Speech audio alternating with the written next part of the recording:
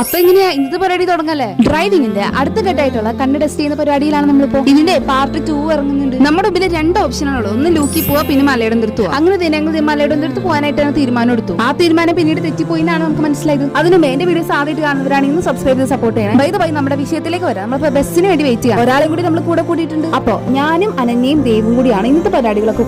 അങ്ങനെ നമ്മൾ ഹോസ്പിറ്റലിൽ എത്തിയിട്ടുണ്ട്. ഇവിടെ എത്തിയിട്ട് പ്രത്യേകിച്ച് കാര്യമൊന്നും ഉണ്ടായില്ല. ഡോക്ടർ ഉണ്ടായില്ല. അറിയാൻ പാടാത്തവർക്ക് വേണ്ടി. ഇതാണ് അനന്യ. ഞങ്ങളൊക്കെ ഒരുമിച്ച് ഡ്രൈവിംഗ് പഠിക്കാൻ വേണ്ടി ഇരിക്കുന്നതാട്ടോ. ഇനി ലേണേഴ്സ് ടെസ്റ്റ് വരുമ്പോ എങ്ങനെയാണെന്ന് അറിയാൻ പാടില്ല. അതാണ് ഇപ്പത്തെ ഒരു ടെൻഷൻ. പൊതുവേ ഞാൻ കേട്ടത് ലേണേഴ്സ് ടെസ്റ്റ് ഇത്തിരി പാടാന്നാണ്. വരുന്നിടത്ത് വെച്ചാണ് അത്ര. ആദ്യമേ തന്നെ പെരുമ്പാലേക്ക് പോയെങ്കിൽ ഈ പ്രശ്നം ഉണ്ടായില്ല. ഇതിപ്പോ ഇരട്ടി പണിയായി. പിന്നെ കുറെ നാൾ കഴിഞ്ഞിട്ടാണ് അനന്യനൊക്കെ ഒന്ന് കാണുന്നത്. അപ്പൊ കുറേയൊക്കെ സംസാരിക്കാനും വന്ന വഴി നേരെ തിരിച്ച് ഇനി പെരുമ്പാറിലേക്ക് തന്നെ പോവാണ്.